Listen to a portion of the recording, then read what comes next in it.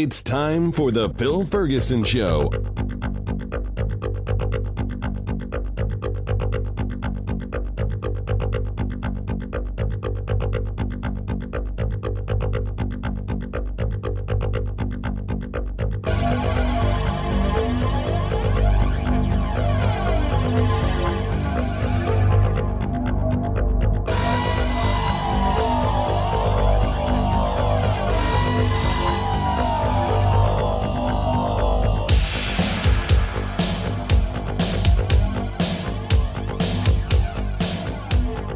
This is Phil Ferguson, and you are listening to The Phil Ferguson Show. For those who are regular listeners, you know I've been dealing with some tummy issues. Doctor gave me a new medicine, which is actually an old school antidepressant medicine, which has some side effects. One of those side effects is dry mouth, so it actually gives me, I think, a little bit more gravelly voice. So I'm going to take advantage of it. I took it for 2 weeks, and we've now decided to stop taking it. It had some weird side effects. From time to time, I was not able to speak a word that I could actually recall. I mean, at the age of 50, there's times where I can't remember somebody's name or a word that I want to say. But in this case, I could remember it. I just couldn't speak it. That was a very weird thing. And I told the doctor, among other side effects, that I do talk for a living, so this is going to be a problem for me to continue. So we're going to try something else. Now they think I have lactose intolerance. I had to drink a 12-ounce glass of whole milk. I do not like milk.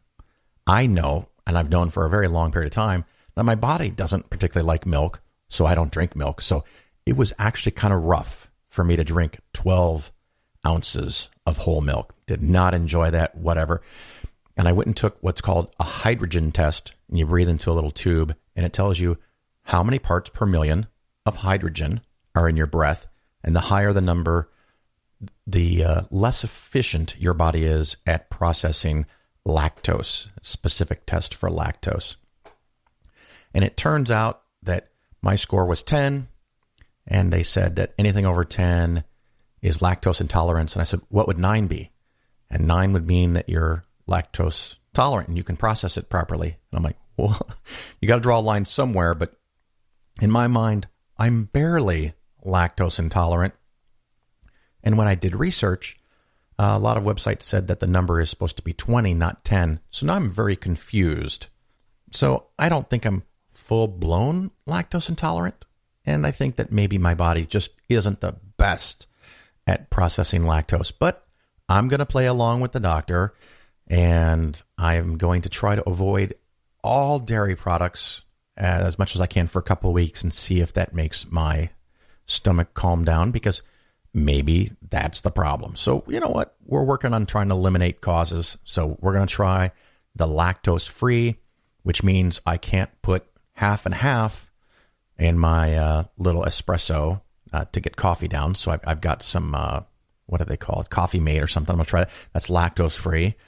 And we're going to try some other things to see how that goes. So fingers crossed, maybe this is the really simple solution that I've been struggling for over a year to find what is causing my little tummy issues.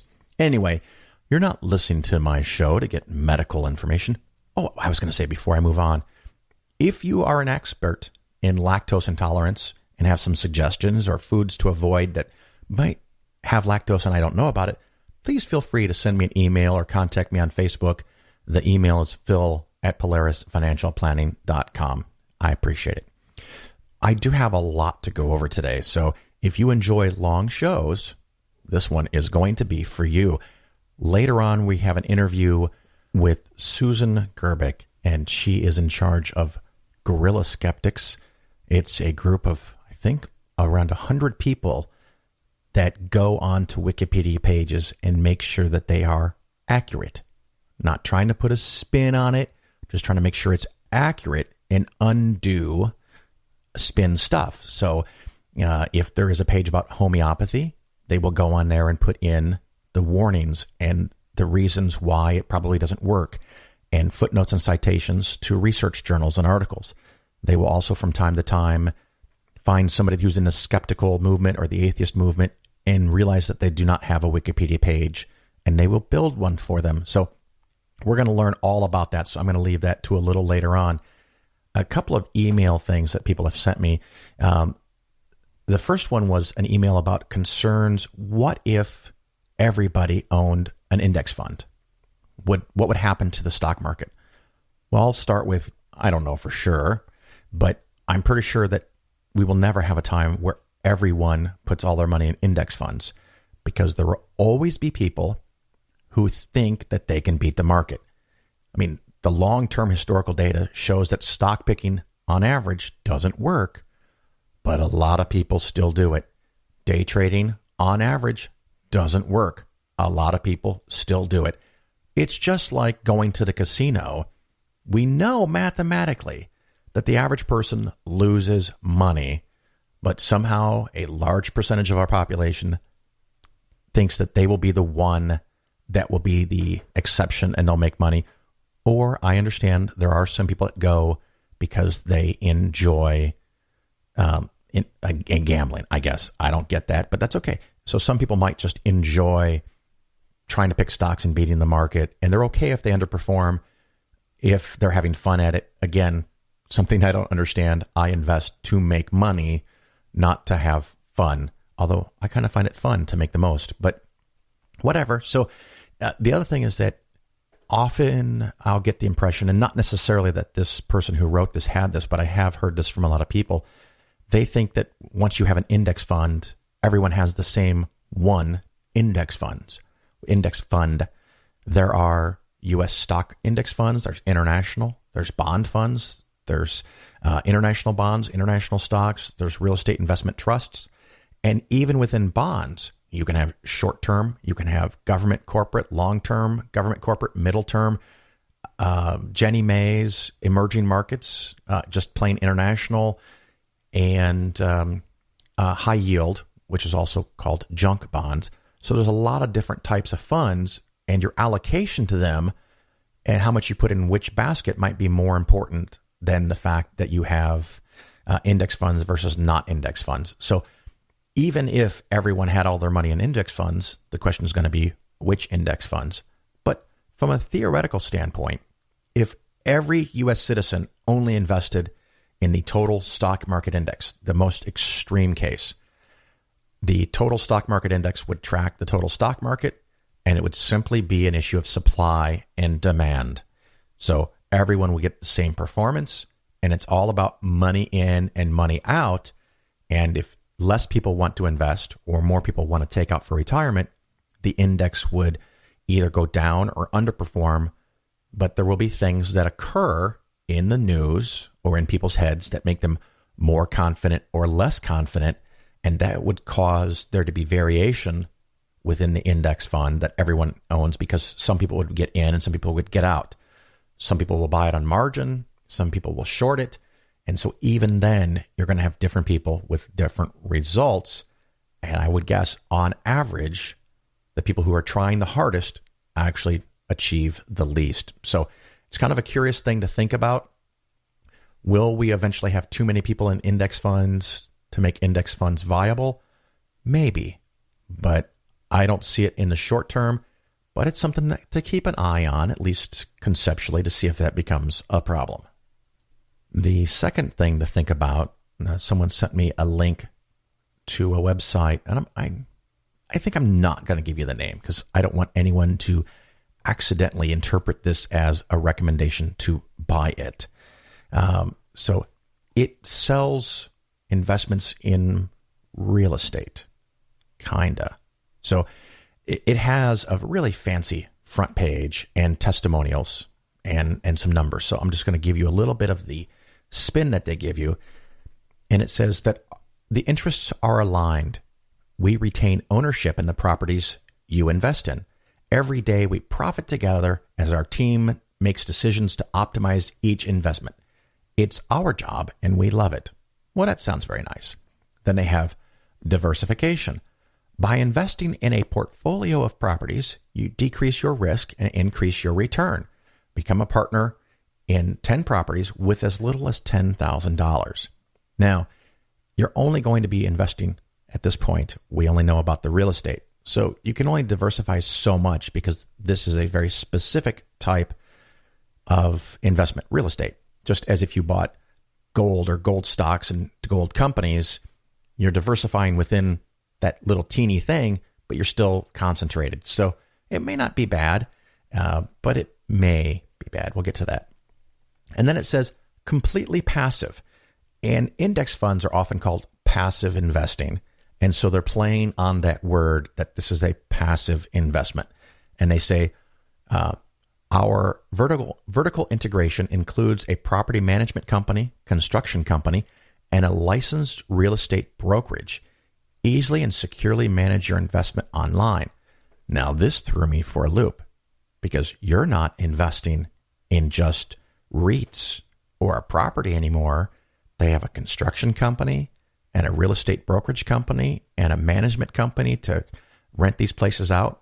What exactly are we talking about? And we're going to get into that in a minute, but I'm going to look more on their front page here. In the lower section, it says track record. So you think, oh, you're going to give me some historical data. First thing they give you is that there's $5.5 million invested with them. Yeah, that's great. It's not a track record, but okay, it's a $5 million thing. In the investment world, this is small, very, very small. And it says the earnings paid out so far is $445,000, and the average cash return is 10.58%. Now, I don't know if you do this, but I do this. I see the math kind of automatically in my head, and I'm thinking, wait a minute. If your portfolio is $5.5 million and you've paid out only $445,000, even if you've only existed 1 year, that's less than 10%. So what the fuck? I don't understand. Now, if they've been around for 2 or 3 or 4 years, that makes it even worse.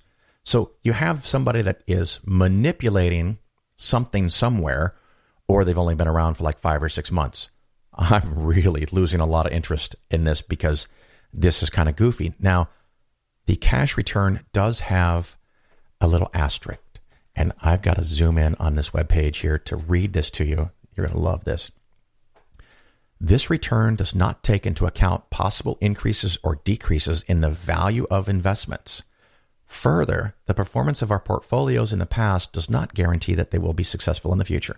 That's true. More information in our track record is available to registered users. So you've got to sign up to get something, which tells me right away, this is not public. This is probably not registered or monitored by the SEC or any other investment.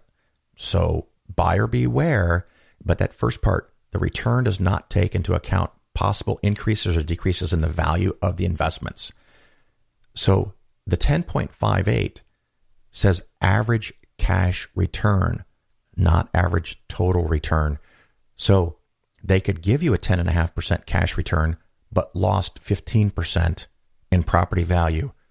So your net return could be negative, but the cash flow is positive. I don't know. What's the real answer? So I started looking around this website, and at the very bottom of another footnote, there was a thing that says, for summary of risks, click here. So they had a disclosure available to you, but only if you read through the teeny little print of the footnote and found the 4-letter word HERE that was underlined, and it's not even a different color like blue or red. So you don't intuitively know that it's a hyperlink. So I went to this information, and I'm going to read you some of the things that it had disclosed that it may not even need to, but probably some of this is to cover their own butt so that when things don't go as you expected, they can say, we told you about this. So here are a couple of the gems that I found, and I'm going to quote this. The purchase of LLC interests is speculative and involves significant risk, including the risk that you could lose your entire investment. Aha, now I get what this is. This is an LLC set up probably as a partnership, and you are buying part of a company that is vertically integrated from their homepage, which means they're buying houses, fixing houses, or they're building houses and fixing houses. We don't know yet. And then they rent them out. And of course, they're going to pay themselves whatever they want to pay themselves, because you aren't going to be a controlling interest. You're just going along for the ride. So they're going to pay themselves whatever they pay themselves. And then when there's profit left over, they'll spread that amongst all the investors, which will include themselves and you. So they could pay themselves a lot. I find this other quote: our success depends on our ability to attract and retain tenants and our rental properties. So they're not selling the properties, they're renting them. And so the money that you make is based on the rentals. So basically, you are becoming a landlord in properties that you can't choose, you can't control, you don't even necessarily know where they are. Maybe they tell you. And it says here, we might need to renovate our rental properties. That tells me that they're going to spend money and pay their construction company, which they disclosed earlier, a lot of money to fix the properties up. You can't control what's being spent on repairs. You can't control what's being spent on renovation. And, are they buying things in a really bad neighborhood? Is this basically a way to buy in to be a slumlord without making the profit? Another quote: in most cases, the company will be required to purchase a property in an as-is condition. All right. So that leads me to believe that they're buying crap. They're buying really shitty properties, distressed. You are giving them money to do that. Then you're giving them money to pay their own contractor, and you're paying them to manage it and rent it out. So great. I go on. The company is a new business. Hey, look at that. With a limited track record, making it difficult for investors to gauge our investment strategy. No shit, Sherlock. Okay, another one.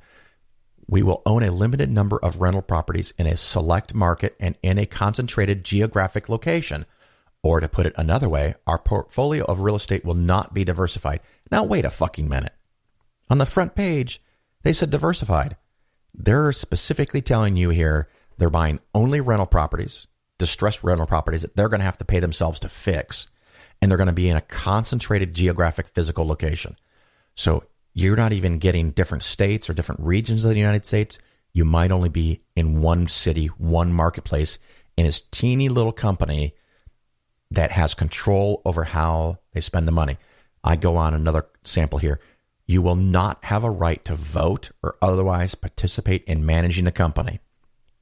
This is not normal stock ownership. Normal stock ownership, the stock owners control the company and get to vote on stuff. You don't have any of those rights. Another one, the company may borrow money from banks or other lenders to refinance rental properties, purchase assets, or finance development costs or other expenses. So if they borrow a whole bunch of money and keep paying you out dividends or cash as they had it, and the properties go down and they can't pay off the loans, you may or may not be responsible for those. Another one, there are at least 3 obstacles to selling or otherwise transferring your LLC interest. Wait, what? So now we find out this is not liquid. You cannot, or you may have difficulty selling your ownership. So you invest $10,000, $50,000, $100,000. How do you get your money out? You may not be able to. There's some ways, and I'm going to tell you. Quote, there will be no public market for your LLC interest, meaning you could have a hard time finding a buyer. Yeah, I guess so. A quote, the operating agreement prohibits you from transferring your LLC interest without the consent of the manager. So not only is there no market, you have to get their permission to sell your shares and try to get some of your money back. And how is it going to be calculated what your shares are worth? Right? It's not publicly traded. They're going to create an estimate of what your shares are worth if and when they allow you to sell them. Quote, by law, you may not sell your LLC interest unless it is registered under applicable security laws or the transfer is eligible for an exemption from registration. Taking all of that into account, I'm still quoting here, you should plan to own your LLC interest indefinitely. So you can fucking kiss this money goodbye.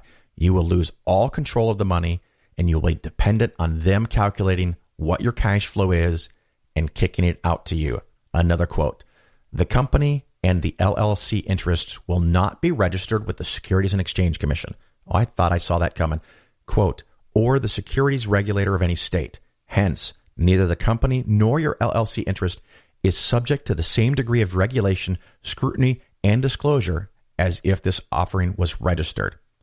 I mean, I'm way past being done on this. I do have one last quote. Quote, the company will provide you with a periodic statement concerning the company, but it will not provide audited financial statements or other detailed information that you might receive in a security offering registered with the SEC. So it's not audited. You send them the money. They make up the numbers. They send you whatever they want to send you. They charge themselves whatever they want to charge themselves for the management and the construction. This is genuinely one of the most shitty investments I have ever fucking seen. But their homepage talks about how wonderful it is. So buyer beware. If you go to something creative or exotic, you may not end up getting what you think you're getting. Anyway, more time than I wanted to spend on the intro because we've got a long interview. We're going to take a quick break and come right back and talk to Susan Gerbic.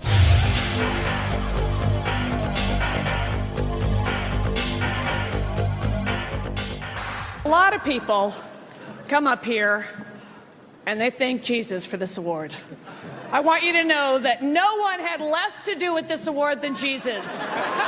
He didn't help me a bit. If it was up to him, Caesar Milan would be up here with that damn dog. So all I can say is, suck it, Jesus. This award is my God now.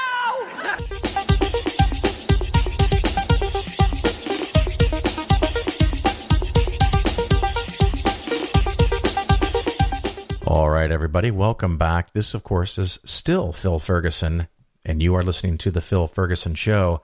With me today, I have Susan Gerbic. How are you today?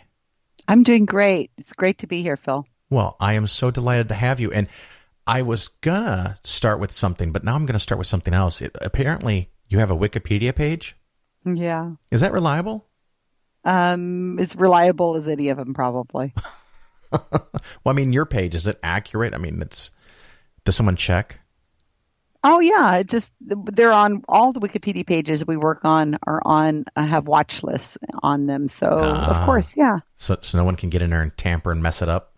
Well, we hope that people will go in and edit it. That's not a problem but hopefully nobody's put on there that I'm a lizard person or anything like that. Shh. You weren't supposed to tell anybody that. So before we get into this whole Wikipedia thing, I was going through your Wikipedia page, by the way, dear. And it struck me, you had something on here about fear of spontaneous combustion. Human combustion. Spontaneous human combustion. Yeah. And it's funny, that was something that I actually thought about as a kid and thought it could happen, and I was a little bit worried about it. So, there you go. You and I both. Yeah, I mean, that's why it caught my attention. I mean, sure, the other stuff we have in common, some things, but that really kind of grabbed me, and I'm like, well, walk me through that. How did you even learn that it was possible, or how did you learn that it could be possible, or I don't know. Well, I have no idea how I heard about it, but back in my day, I'm 55 now, when I was raised, we didn't have any access to any other kind of information. I mean, think about it. There was no internet. All we had was a library. And the library only had books that the library carried. And so if there were books on spontaneous human combustion or the paranormal, they would have been probably slanted towards the positive. So if you wanted to know something about something you had heard, an urban legend, which we didn't call them that at the time, or a pseudoscience thing, maybe Bigfoot or UFOs, I mean, other than the Skeptical Inquirer magazine, which I didn't find until many years later, where were you going to go for information? So somewhere, somehow, somebody mentioned spontaneous human combustion, and that terrified me. The idea that you could be walking down the street, minding your own business, and the next thing you know, bam, you're on flames. And it's not flames outside of your body where you can stop, drop, and roll, but flames inside your body. I mean, that was pretty frightening. Well, So I was pretty sure that happened to one of the drummers from Spinal Tap, didn't it? it happened to all the drummers of Spinal Tap. No, because I'm pretty sure one of the drummers did die choking to death on his own vomit.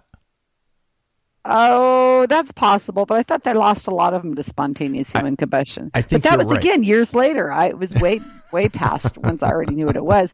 And you know what else? Also, Phil, I had in my family history, we had 2 or 3 people who had aneurysms and died. Like they're standing there, and the next thing you know, they're dead. And so I think maybe that had something to do with my fright of spontaneous human combustion. That you could be leading a normal life and, Jesus loves you because you attend church and all that good stuff. And then all of a sudden you're taken out like with lightning or something. It was pretty frightening thought when you're a kid growing up. Well, the other thing that I was fascinated by was if you made a pyramid and put a knife or a razor blade under it, it would sharpen overnight. Do you remember that one? I remember that, but that wasn't something in my world. Again, we had no access to anything. So it only, the odd things that came through in the paranormal world were things that happened across your plate. I mean, we could watch TV. TV had a couple channels back in those days. So, yeah, we had 5, I think. 5 or 6. I think I was raised with about 3. I think we didn't have cable. And I don't remember the pyramid power with the razor blade until I was already much older and knew about skepticism. Well, I knew that. And there was also In Search Of. Is that the show that had Spock on it? Leonard Nimoy. Mm-hmm. I didn't see that either, but I remember that. That would break my heart because I'm thinking as a kid, it's Leonard Nimoy, right? I mean, he was Spock. It's got to be something to this stuff, right? Right, Mr. Science. And now we don't have channels like that. I mean, we have channels that promote real knowledge, like History Channel, right? Oh yeah, the War Channel, you mean? Yeah, there's the War Channel and there's the Gun Channel, and then there's it's not Aliens, but it's Aliens Channel. I haven't watched TV for years. I honestly don't really know what's on anymore. Well, I don't watch much TV, and it's funny. I'll be at a friend's house, and a commercial comes on. They're like, "Oh, I love this commercial, don't you?" And I go, "I've never seen this before." And they're like, "It's on every 2 hours." And I go, "I don't do TV." I'm right there with you. I have no idea what's popular, what's current.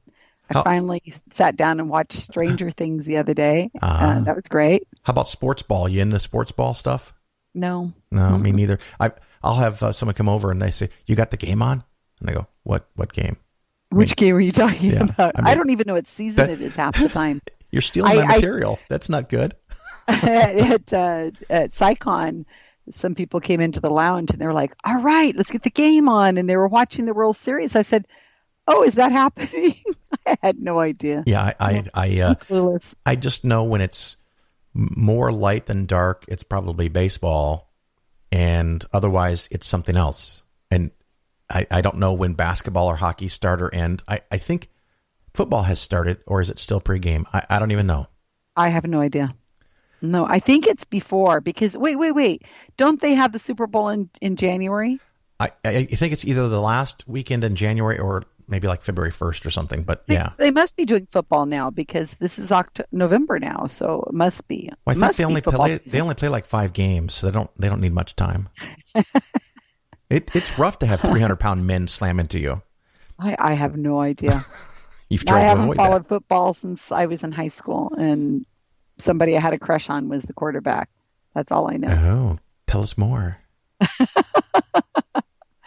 Whatever you want to know, Phil, you can get it out of me. You probably don't have that in your normal interview, your high school crush, huh? Yeah, he doesn't even know. He doesn't even. Isn't that the way it always is?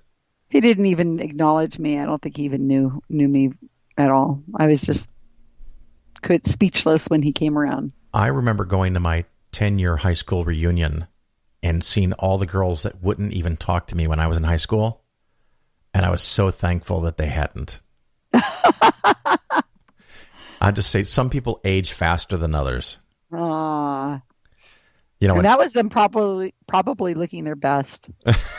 Well, they were trying. And you're like, yeah, I've just ended my second marriage. And I'm like, wow, you're not wasting any time. I mean, you're 28. I got 4 kids from 3 guys. Oh, jeez. Well, dims is the brakes. Yeah. So you do this thing with the Wikipedia. Why don't you tell us about that and the gorillas? You got some gorillas working for you? I got gorillas coming out my ears, and I can always use more gorillas. Well, maybe we can find some for you on this show today. That would be great. You know, what we're doing is we're trying to rewrite Wikipedia.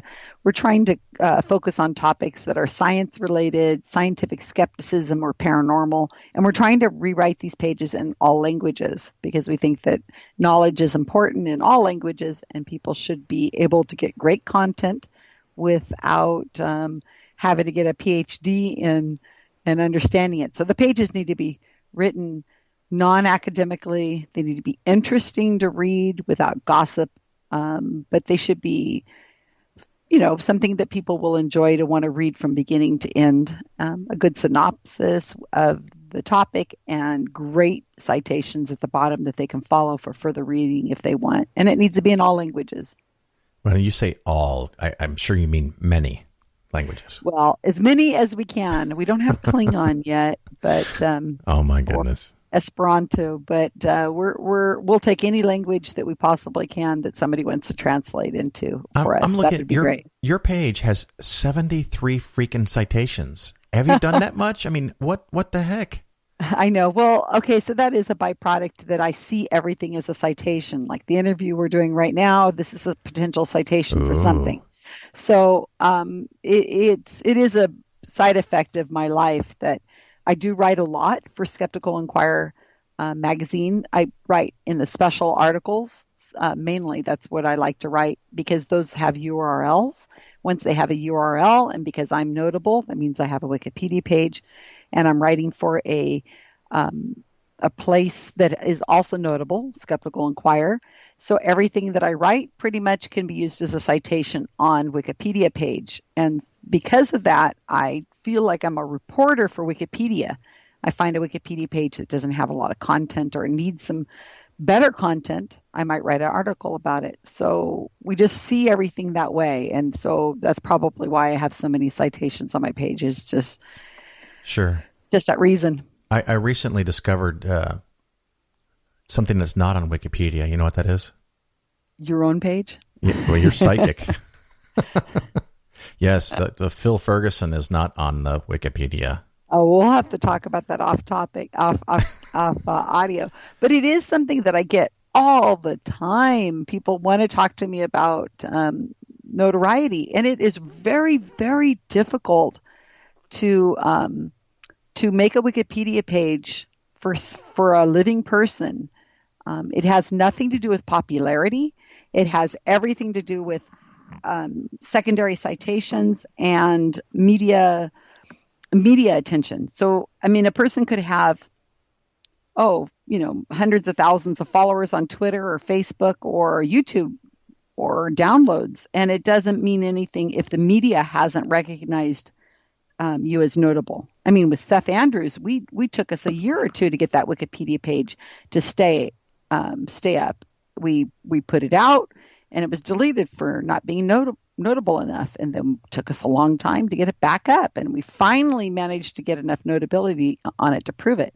But it's very difficult to find to have and prove notability, because the whole idea of Wikipedia is that not everybody can have a Wikipedia page. It has to be only notable people, and there are certain strict parameters for that notability rule.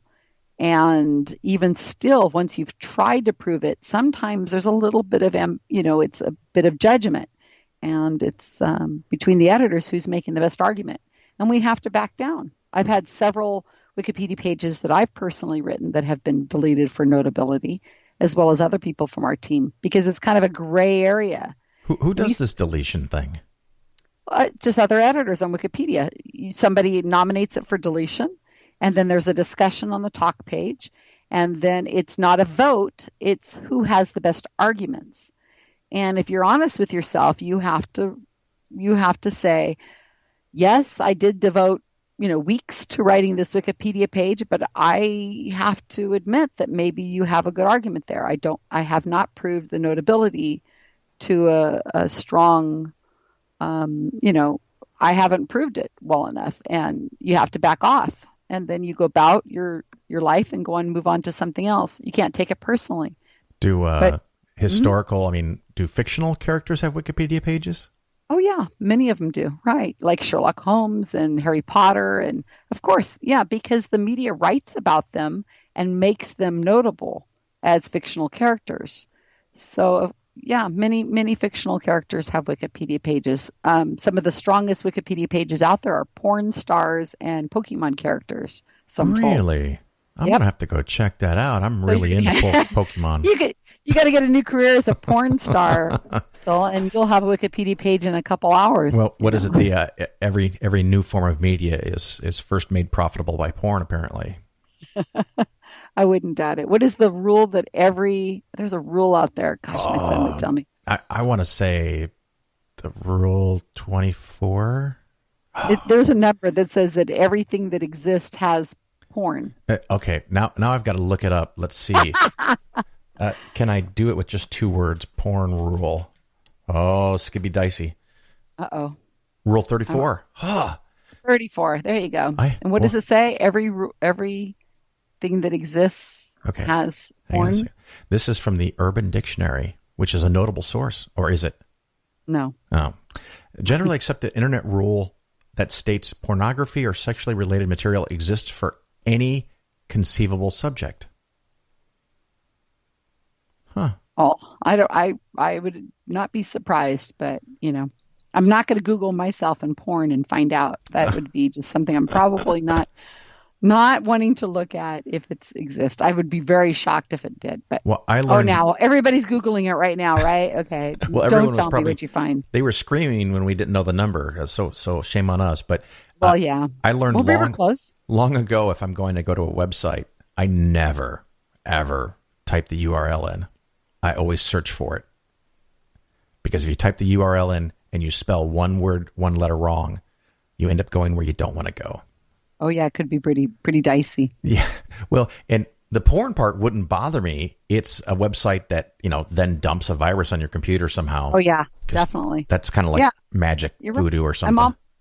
I'm almost more disappointed to think that maybe there isn't a porn, anything related with me. I know years ago, my mom called me and she said Microsoft called her and put Windows 10 on her computer for free. Oh, really? And I said, no, they didn't. Yeah, I know. So that it actually, her computer worked for 9 more months. I think that was the human gestation period. And then it stopped, and she got a call from Microsoft saying that they'd been alerted her computer stopped. And then she called me because I had told her that would happen. And when it did, to hang up and call me right away. And she says, what are you going to do with my computer? And I said, I'm going to take care of it. Don't worry. I'll be up in 2 days. And I said, unplug the Ethernet cable. And she goes, which one's the Ethernet cable? Mm-hmm. And I said, unplug every cable and take it into another room. And she goes, do I really need to put it in another room? And I said, no, of course not. But that way I know you have every cable disconnected. So she did what I asked, and I showed up and I said, here's your new laptop. And I plugged it in and I took the old one. And she goes, what are you going to do with that? And I go, I'm going to have it safely destroyed. So it was like 6 years old, so it didn't matter. Oh, yeah, it didn't matter. You know what? We use this web of trust. I don't know if you've heard of that. And I've heard the suggest phrase. it to everybody. And I had a program for a little over a year. I was trying to really get everybody using web of trust and to rate different websites. It's a plugin. I think it's on Chrome and maybe some other places now. But if you have web of trust installed, we suggested to install it in your family members' computers, and tell them that if you ever see a little yellow circle or a little red circle beside a place, do not go there. It has potential to harm your computer, and just avoid that spot. And so it's a huge, wonderful platform to be able to keep people away from not only malware and spam and scams, but also the paranormal pages. We were trying to rank, vote down pages for psychics and for, homeopaths. And did that work? Well, it was a campaign I did for a year. It was kind of tedious and boring because every day I would tweet out a new website for people to rank. And it just got to be problematic for me as far as time goes, but we were able to move some of the rankings just a tiny bit. It's hard to do activism if you can't measure the success or the non-success. You have to have some kind of end game. You have to have some way of measuring it. And Web of Trust made it very difficult to measure your results. But I would still highly suggest Web of Trust to people to have as a plugin, especially for adding it to a computer for somebody who isn't necessarily very savvy. And then you just teach them that simple rule. If it's green, you're fine to go there. If it's yellow or if it's red, don't go to that website. If it's white, probably you should not go there either, because that means it's a brand new page. We don't want to do that. Yeah, it can be a problem because you see these people popping up and they're there just long enough to get rated, but for that sweet time, they're just brand new. So you talked about all these weird sites and fake medicine. Where should someone go if, for example, earlier today they got diagnosed with lactose intolerance? Just say randomly that idea.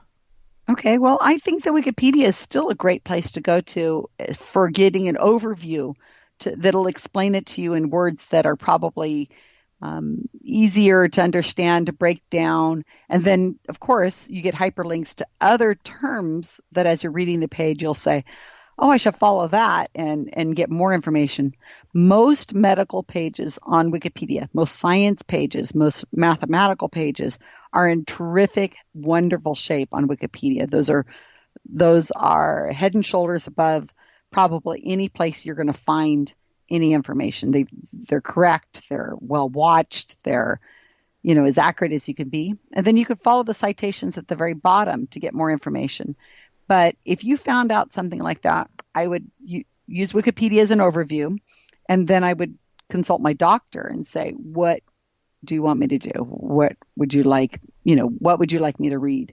And that's how I would go about it. I wouldn't Google it. Definitely not Google lactose intolerance. You will find so much woo. Well, it'll just burn your eyebrows out. I just did that right before it called, because that was me today earlier. I learned this information, and I put into Google lactose intolerance, and I just start going through page after page, and within seconds, I'm like, oh my gosh, the stuff that they're recommending and selling, it can be very, very tricksy.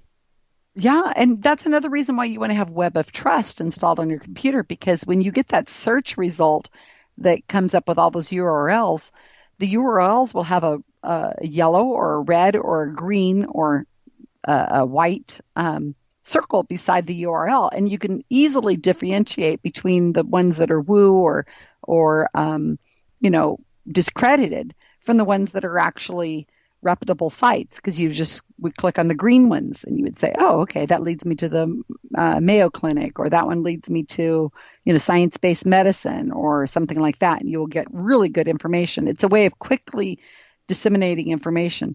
And all those little circles I'm talking about are all crowdsourced. So you as an individual would, when you visit a page that you know is malware or spam or a scam, you would just click a little box saying this is a problematic page. Don't go here. And then that changes the color of the circle. The more people who click on it, the more likely the site is actually green or red.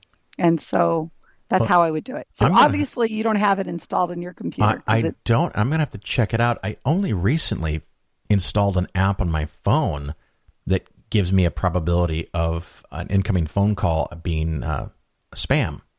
Mm-hmm. Because the problem I have is I have clients throughout all of the United States, so I don't recognize all their numbers, and they're not all local. Sometimes people will just only answer phone calls from their area, but I get calls from all over the country. I put this app on there, and it says unknown. It's probably one of my clients because they're just not known by this app. Mm-hmm.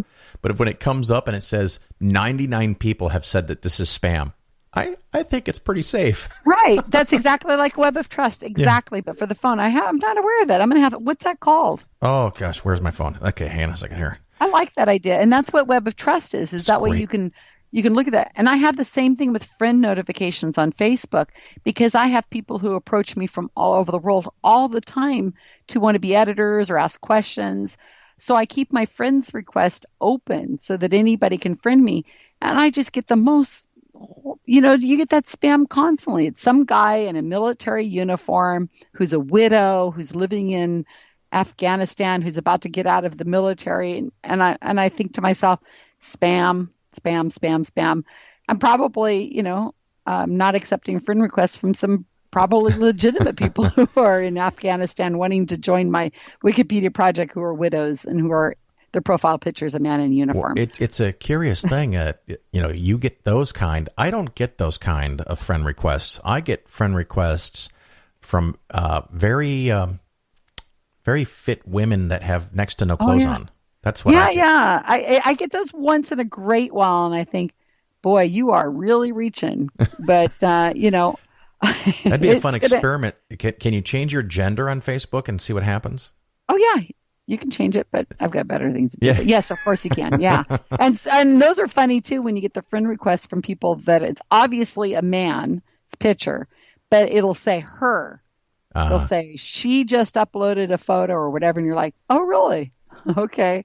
Well, that's possible, but it's not likely. I think they just they just opened up this page a few minutes ago, and they. Yep. The app I'm using, by the way, and this is on Android, it may work on other platforms.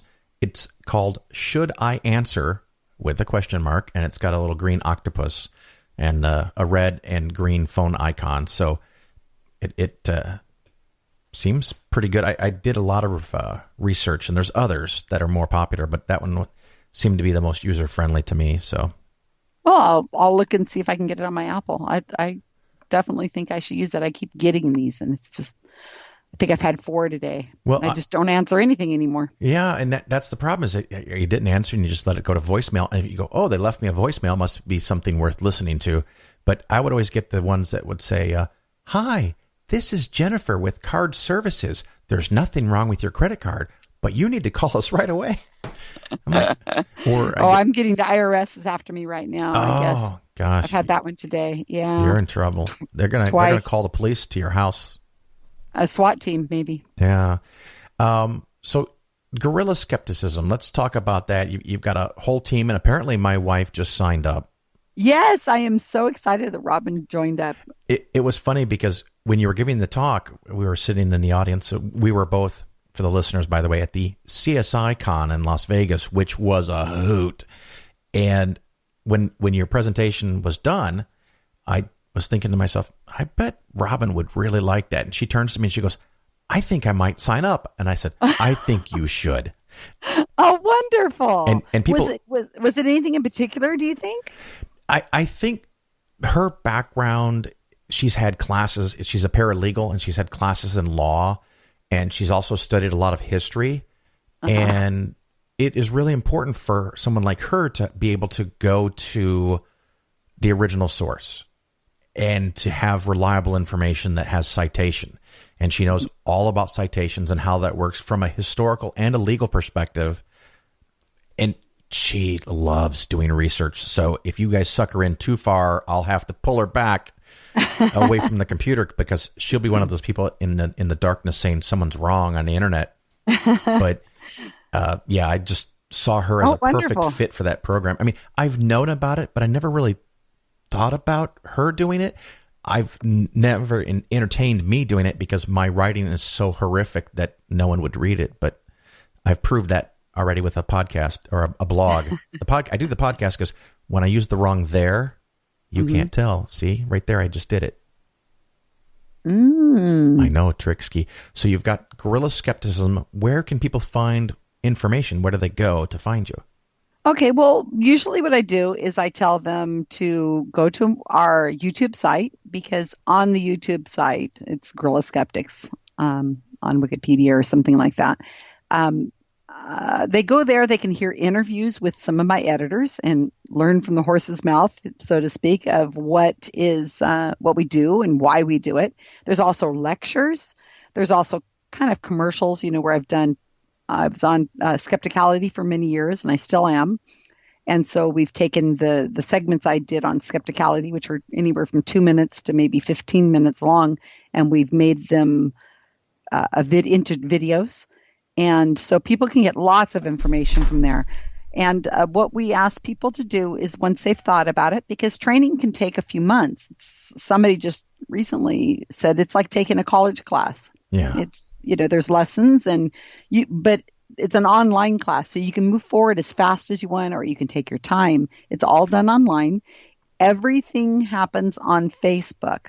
And I need to make sure everybody listening who thinks they want to join, who are not on Facebook, says, oh, because we have to be able to communicate with each other. We have to be able to interact quickly with each other. And we've tried other platforms, and Facebook secret groups are the only way we've been able to make it work. Now, this is communication between the members of the Guerrilla Skeptics team.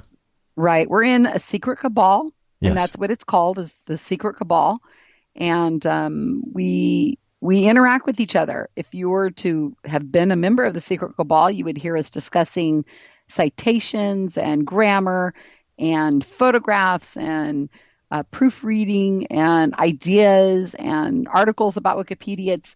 It's not anything nefarious. I mean, You'll just have to take my word for it. Well, you won't, because your wife will be on it. She's already there. I don't think I would go there even if I could, because it's not highly exciting to somebody not interested. Well, in the project. Yeah, that's not my thing. I can do numbers in my head, but when you start talking about where a comma or a semicolon goes, I just kind of nod off. Oh, yeah, definitely. And like English, American English, Australian English, we have very weighty conversations in there. Well, what is a recent success? What's a page that you've recently revamped and improved?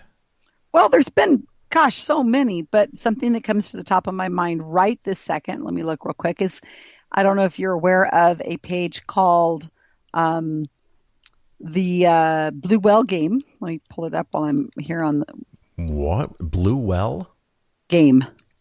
And this is something that Ben Radford has been talking about on his podcast, Squaring the Strange. And that's why I heard of it.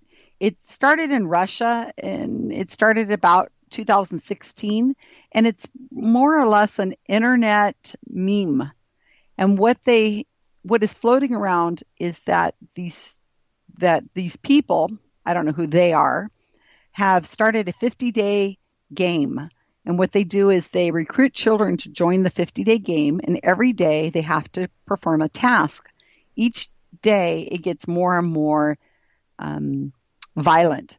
Like you have to start off with one little tiny thing, and then you end up killing a cat or something like that. I think they made a movie about this. This is really new. I don't think there's a movie about it. But the last thing is the child commits suicide. So on day 50, the child commits suicide. So this is an urban myth. It's not real, but it is being. If you're a parent with young children or children in school, you've probably heard of this, because schools are starting to really respond to the Blue Well Game, saying, "Don't be involved. Don't get tricked into this."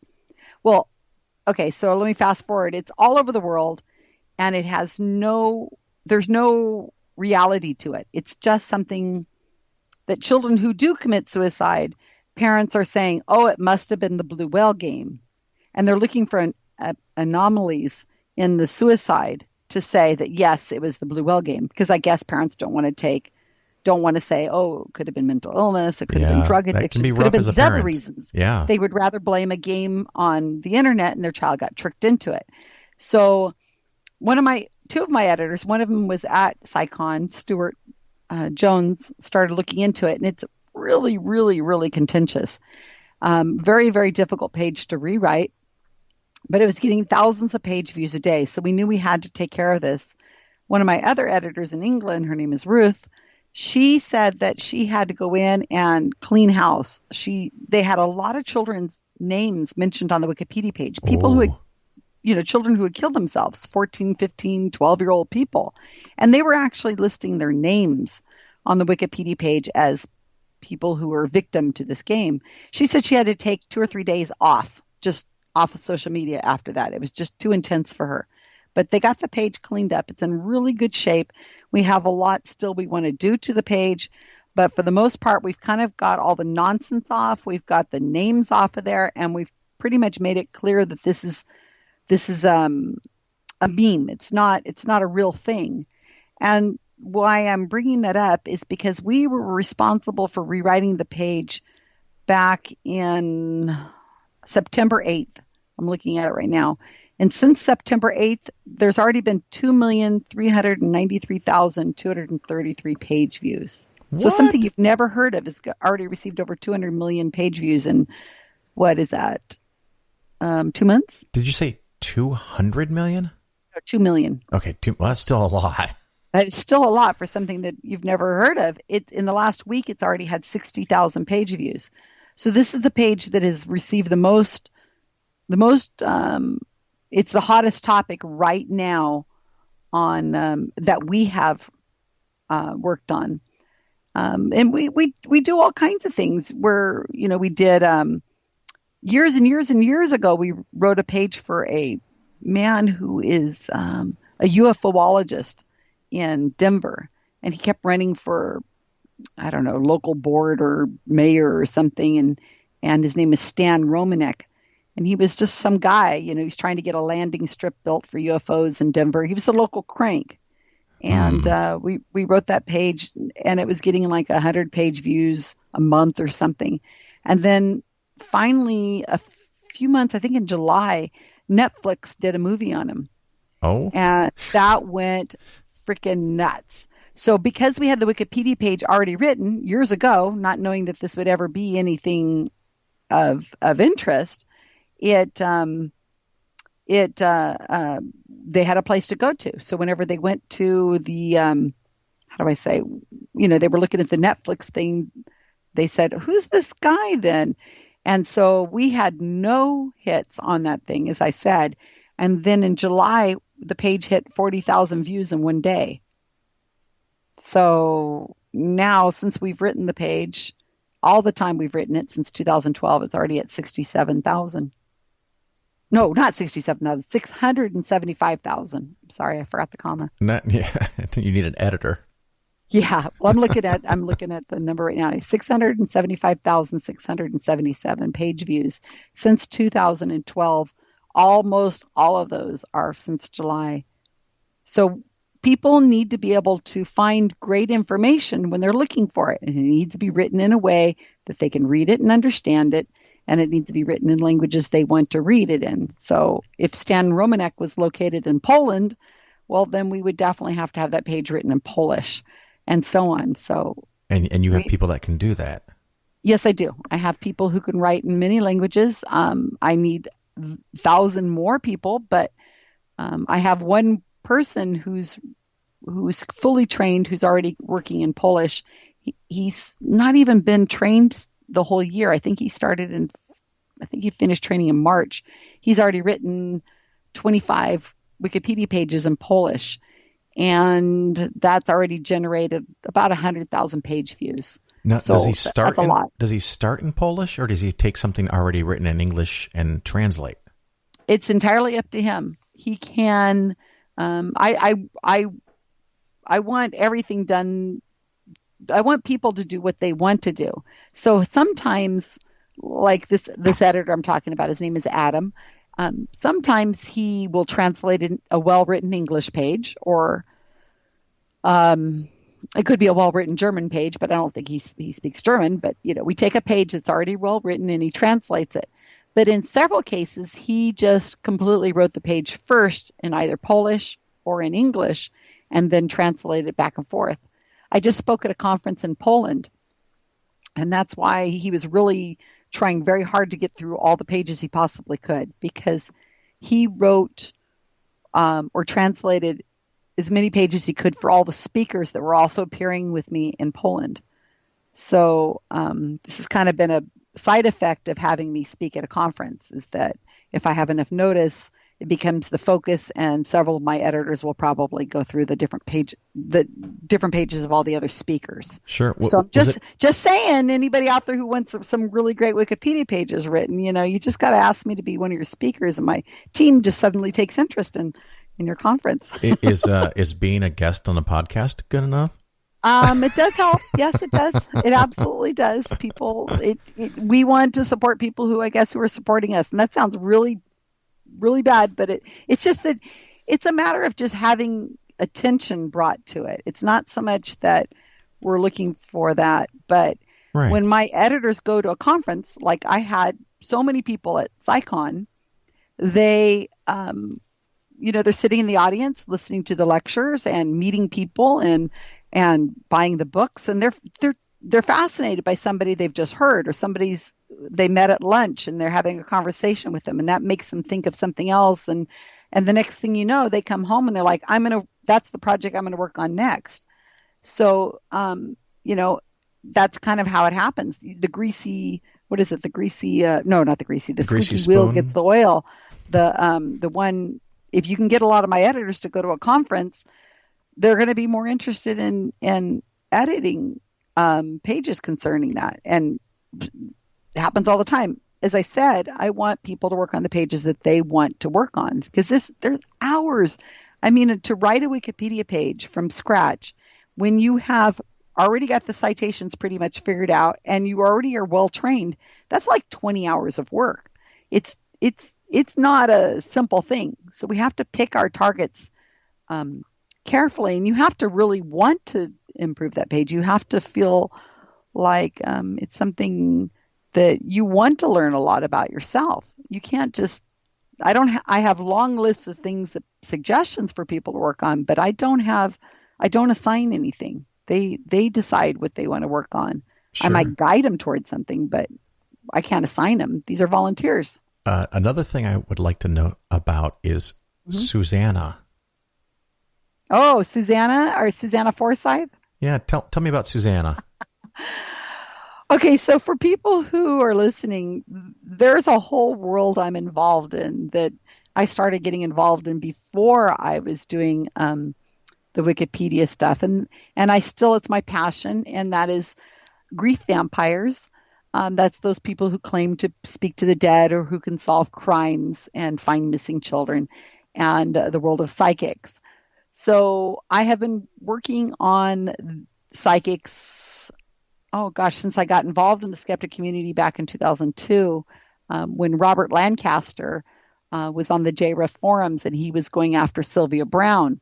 So that just hit my button, and I find them the most interesting, and I spend a lot of time researching psychics and writing about psychics. Anybody can look into the writings I've done by just Googling Susan Gerbic and then the word psychic, and you'll see tons of information. Or you can look at my Wikipedia page. But the most recent sting, and I've done several stings, and I've used people on Facebook who have come to my help when I said, hey, I'm about to do a sting on a psychic who wants in on it, and people will volunteer. I'll make a secret group. We'll go into the secret group and we'll work on the project until it's done, and then reveal all when it's over. So what happens at a sting?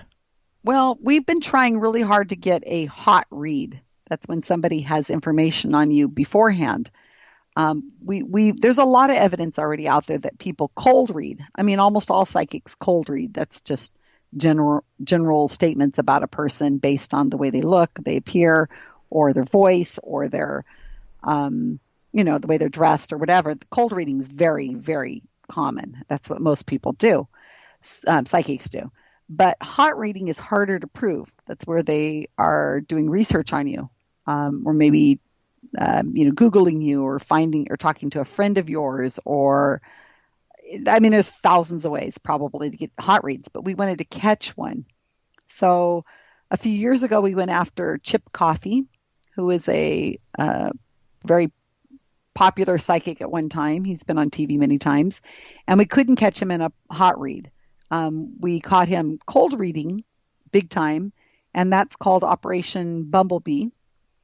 And then we went and tried to catch another psychic, and we caught him in cold reading, and that's Operation Ice Cream Cone.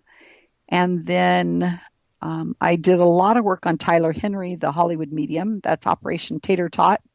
Tater Tot. And the most recent one that I've done, and I had a lot of help with people on Facebook and Mark Edward, who's an expert on psychics. and that is Operation Pizza Roll. And what we were attempting to do is catch a hot read using some of the same techniques we'd done with some of the other stings. And in essence, we're using Facebook. So what we did is we created fake Facebook pages, and they were not tied to our personal Facebook pages.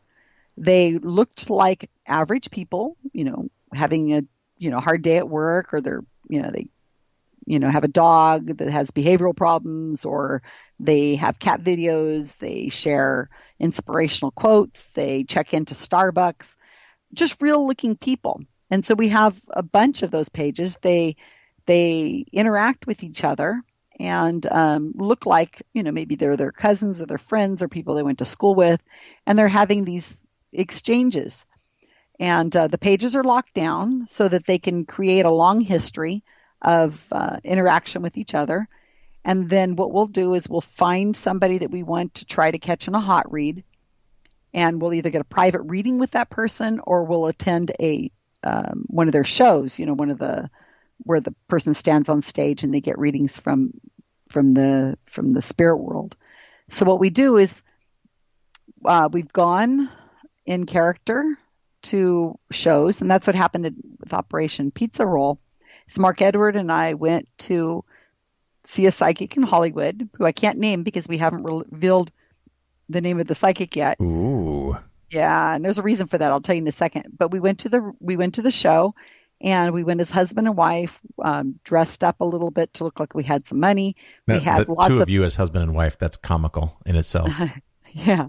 So we went in and we had different things on our bodies that would make us look like, if they wanted to cold read us, they could. Like Mark had a Rolex.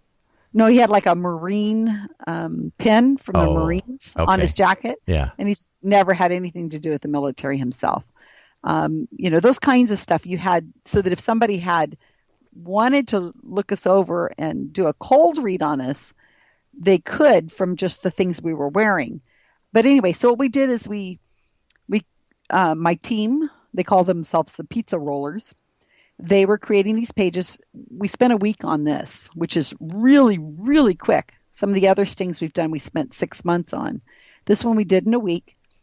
They created the Wikipedia, the Facebook pages, interacted with each other, and all the time, Mark and I were locked out of those Facebook pages. We had no idea what was on them.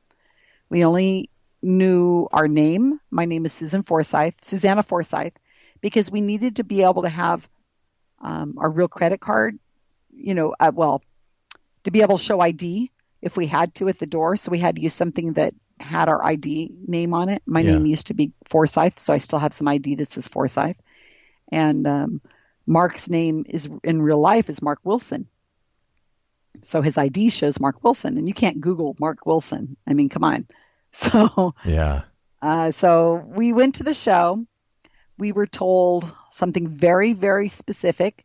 I had a brother named Andrew, a twin brother named Andrew, who had died of pancreatic cancer a year ago, and I wanted to hear from him. Now, I have no brother named Andrew. I have had no deaths. I have no twin. Nothing. That's not me. And then Mark had a father he wanted to hear from, and blah blah blah. So we went to the show, and we were told only those things I just told you right now. So when the psychic up on stage grabs the microphone and says, "I'm hearing from somebody who wants to talk to their twin sister," well, then I in the audience know that must be me. So I raise my hand, they bring the microphone over to me, and then he starts talking about my brother Andrew, who is my twin, who died of pancreatic cancer. So we're like, okay, that's definitely me. And then he goes to Mark, same thing. He starts repeating the things that we knew. But what happens is the psychic starts telling us things that we have no knowledge of. We have nothing, no knowledge. Somebody named Buddy, some trip we took, somebody quit smoking, on and on. Things that we have no knowledge of because we are not privy to what's on those Facebook pages. We were locked out. So we blinded it. And the reason why we did this is, and I think this is a mistake most people who try to do stings do, is that the psychic can always come back and say, Well, you were aware of that information, so therefore I could have been reading your mind. That's right. Of course they did. Right. So he couldn't read my mind because I didn't know what was on those pages other than just the basic facts of what I needed to know when it was my reading. Get it? Yep, I'm with you. So he went on, and we have this recorded. We have the audio of him going on and on about what was on these Facebook pages. And Mark and I were just agreeing to what we could and trying to be ambiguous whenever he was talking about something. We would act confused or whatever. But the psychic obviously knew something was up because we didn't know some of the basic things. Like, he was going on about Buddy, and we were saying, I said, well, my brother and my dad were both used the nickname Buddy. And he's like, and the psychic was confused why we didn't understand that. We found out later that Buddy was our dog who is dead. It was a black Labrador. How did I not know that? Yeah. Why was I saying it was my brother or my dad? And then another point he said, who quit smoking? And then started up again. And Mark said, that was my brother.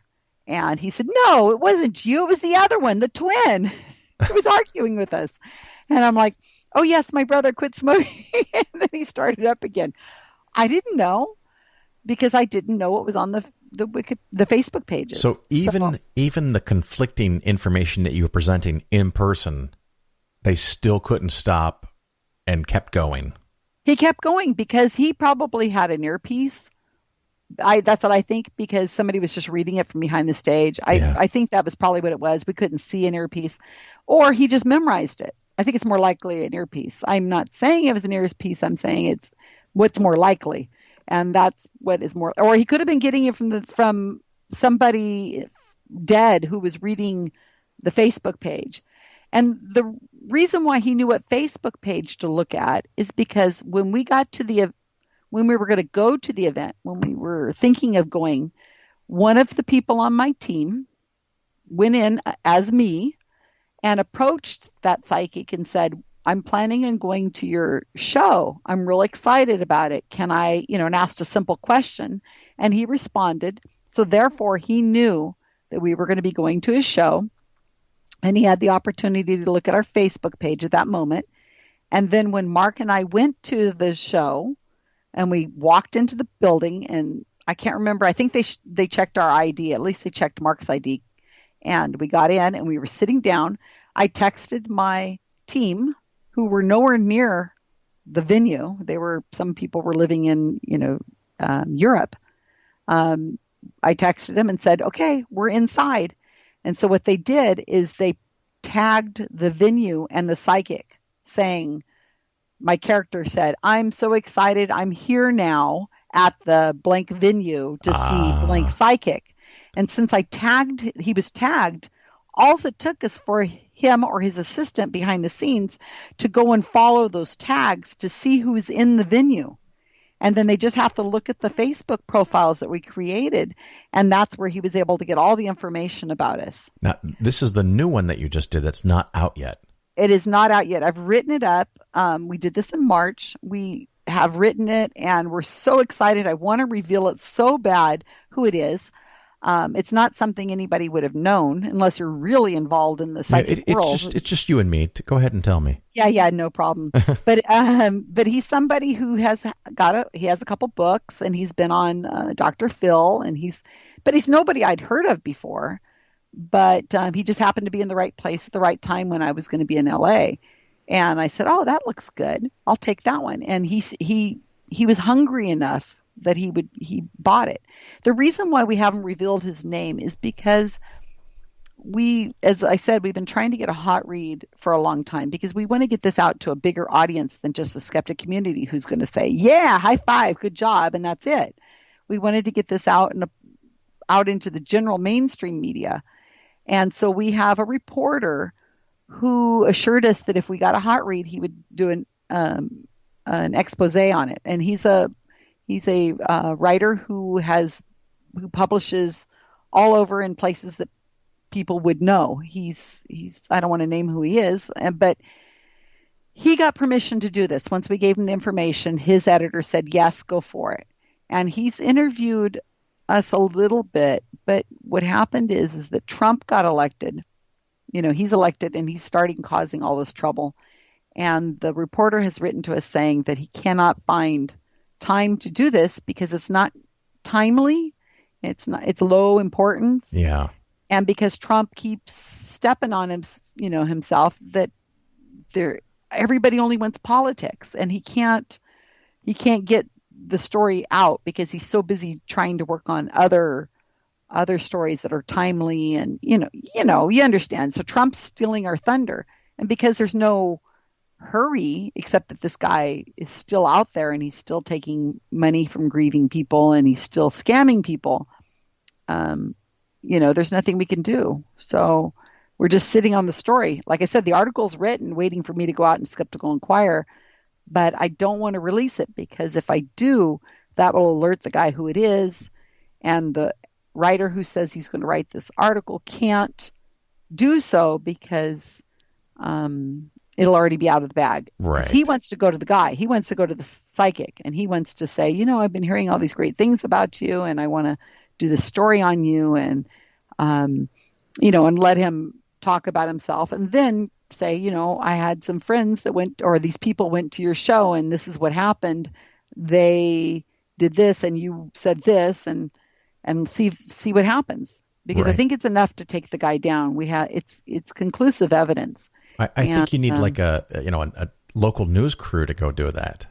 Well, that would be great. I just need a local news crew to be interested and do it, because I would love to use the person the investigative journalist who's going to do this, but he's not able to devote the time to do it. It's Right. going to take him hours to do it, and we've been waiting since probably May is when he said he would do it. Now we're at first part of November, and I don't know what to do. I don't know. I can't keep approaching this reporter and saying, hey, Do it. when's our turn? Yeah. But because I know that he's being pressured by other places. So if there's investigative journalists out there who have a name, a big name who could do this, I'd happy to do it.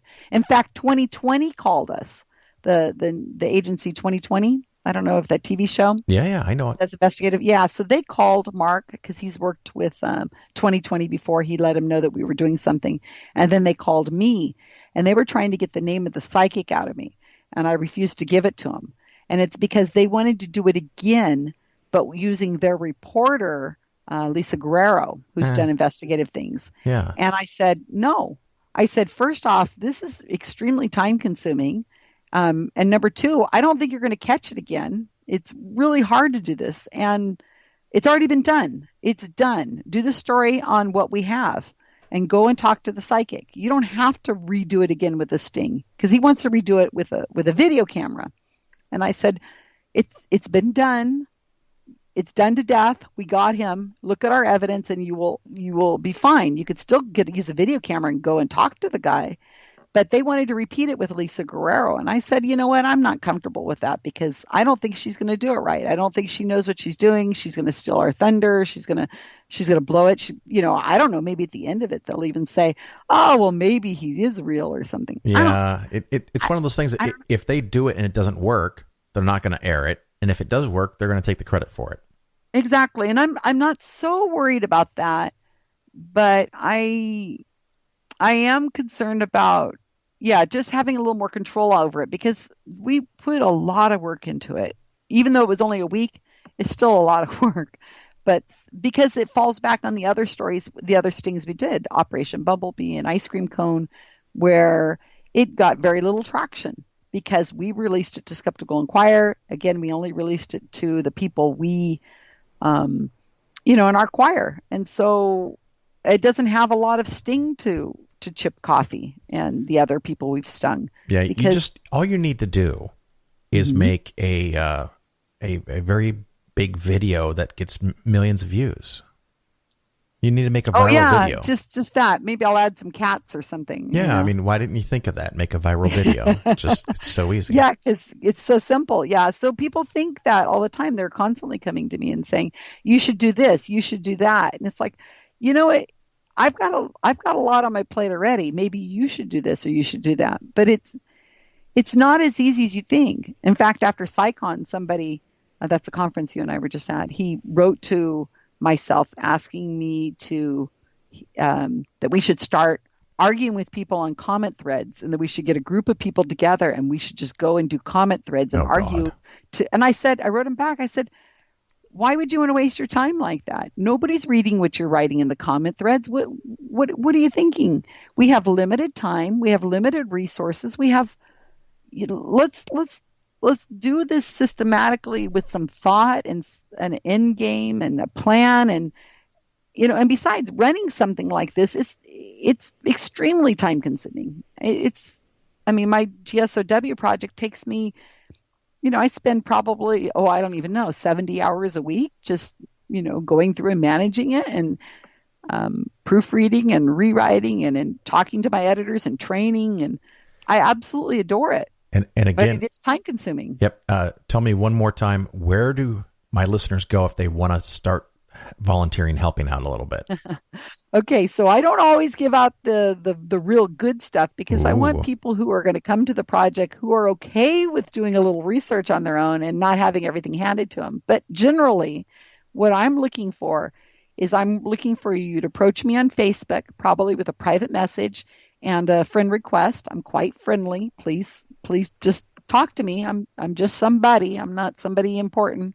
And just write to me and say, look, I heard you on the Phil Ferguson show. I'm really interested in your project. I'm ready to start.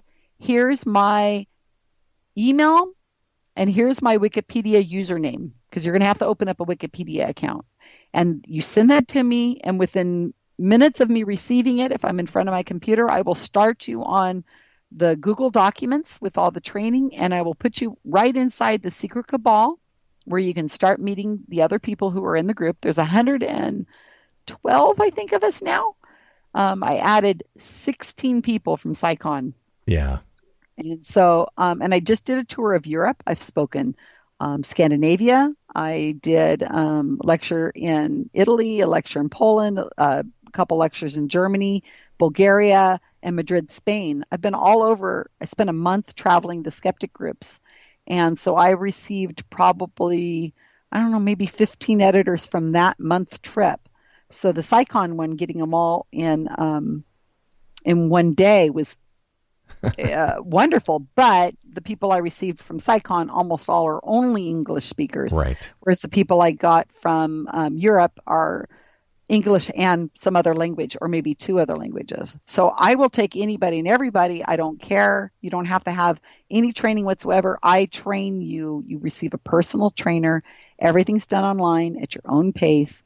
But really, think about it. Look at our YouTube site. But you need to come and approach me on Facebook. That's the easiest way. But I need your email and your Wikipedia username, and then I'm ready to give you a go. And I'd like to know where you heard about me from, because I want to know what kind of information you have already so I can help get you up to speed faster. So listeners, it's once again Susan, Susan Gerbic, Gerbic. Find her on Facebook, open up your Wikipedia editor account, and maybe you can help save the world from woo. Please, we need you guys. And I don't care if your English isn't great. Mine isn't the best in the world either. I'm kind of a not so English great speaker myself. Certainly I can't spell. I have absolutely no spelling experience. I have that phenomenon. Well, Susan, thank you so much for your time. I greatly appreciate it. Thank you so much. Bye now. Bye-bye.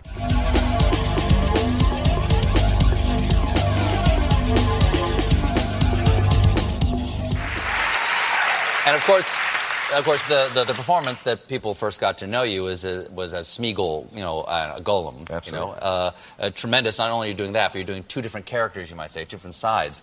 I wonder if I could ask you a favor. Yes. Is that I have here, where do I have it? I have it right here.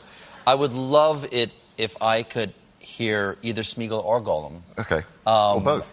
Read these tweets by Donald Trump.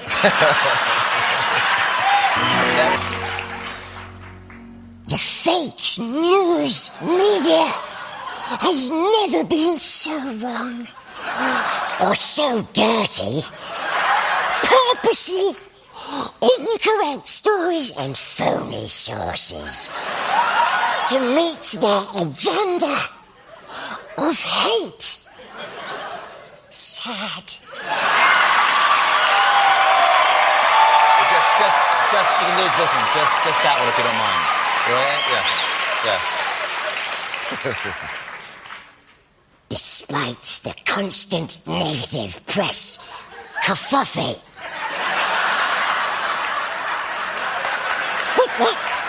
Wait! What's kerfuffle, Precious? No one knows. That's the most beautiful thing.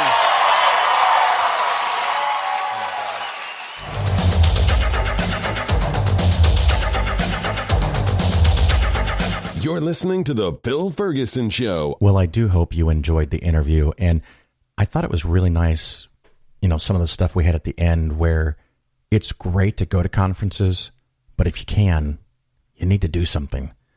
And I do my little show, and I do other things. Sometimes I try to talk people out of their religion.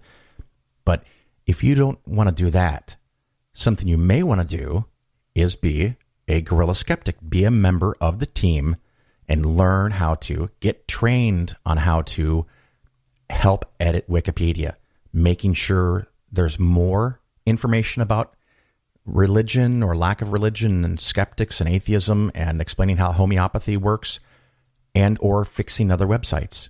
It is absolutely fantastic idea, and I would do it if I didn't suck, completely hardcore suck as a writer, and the fact that I have way too much to do. This morning, I have just been frazzled. Every minute I have something to do, and emails are piling up while I record this segment, but I love doing this show, so hopefully you find it helpful.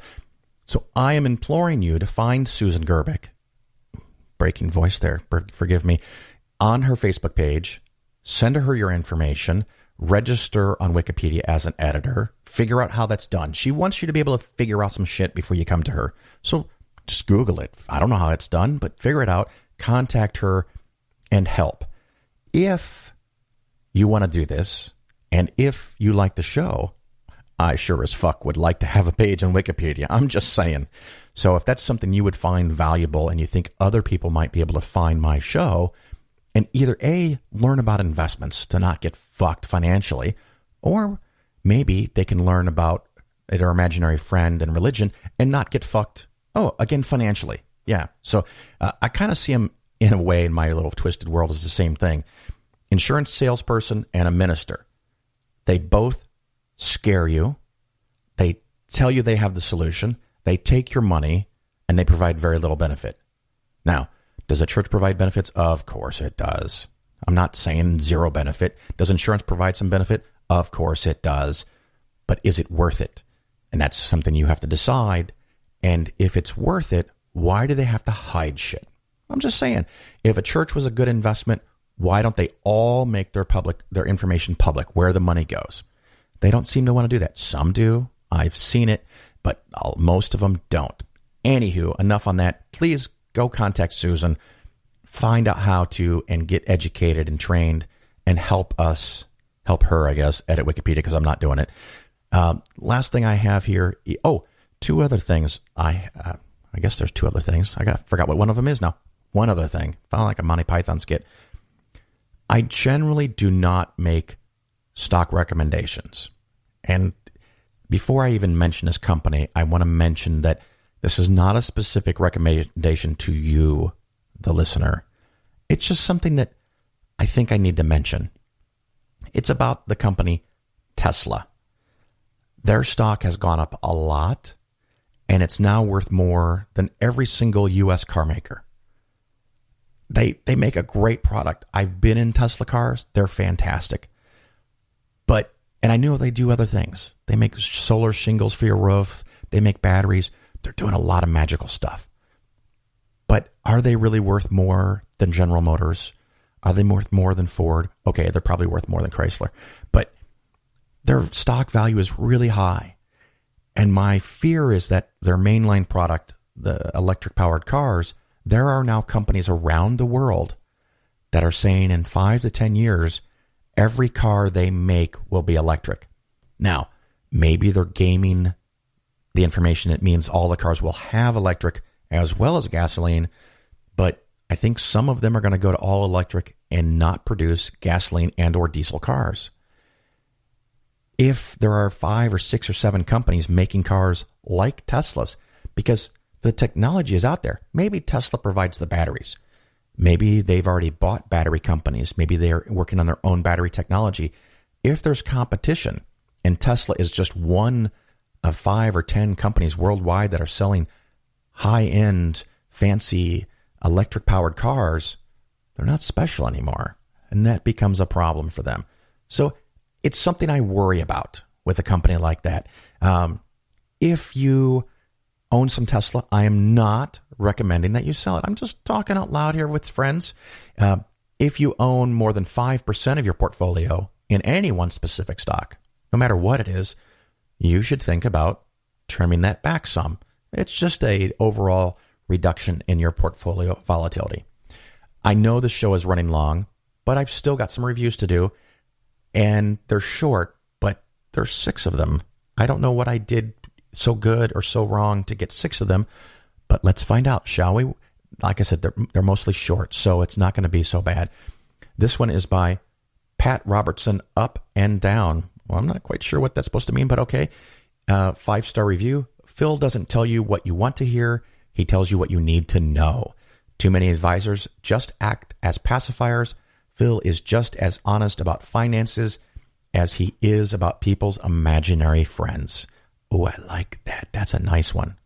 The next review is from Photo Skeptic. This is by far the best podcast on financial and investing advice out there. Oh, I'm touched. Phil is also a good interviewer. Wow. Thank you.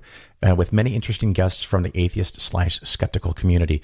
Phil is at his best when he breaks down bad investments from financial institutions that are designed to make more money with your money than you do. Hey, he quoted me. That's cool. His integrity and honesty shine through. He is completely independent from any financial institution and therefore beholden to no one. He also speaks his mind. Keep up the great work. I am beholden to somebody, by the way. I'm beholden to all the people that pay me money. So I do have someone that I'm responsible to, and that's my clients. So I just want to make sure that we had that clear. Our next review is from Ivy and NOLA. It is a very interesting combination of financial and atheist topics, 2 of my favorite podcast subjects. His financial opinions are very sensible and evidence-driven, not just advice that would make him money, like some shows I've listened to. Thank you very much for that review. The next one is Nick.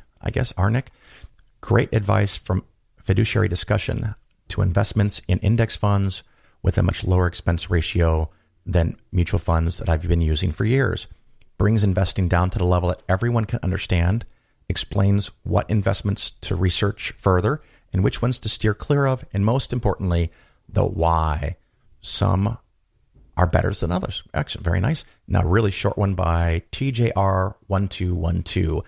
Finance and critical thinking. What could be better? Excellent. Short and sweet to the point.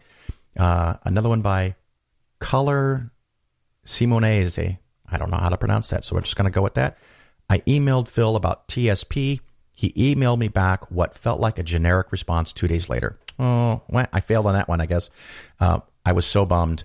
By the next day, his podcast, episode 232, GOP, tax plan, and TSP, great information and sent me in the right direction. Thank you, Phil. So at least I recovered from the generic email response.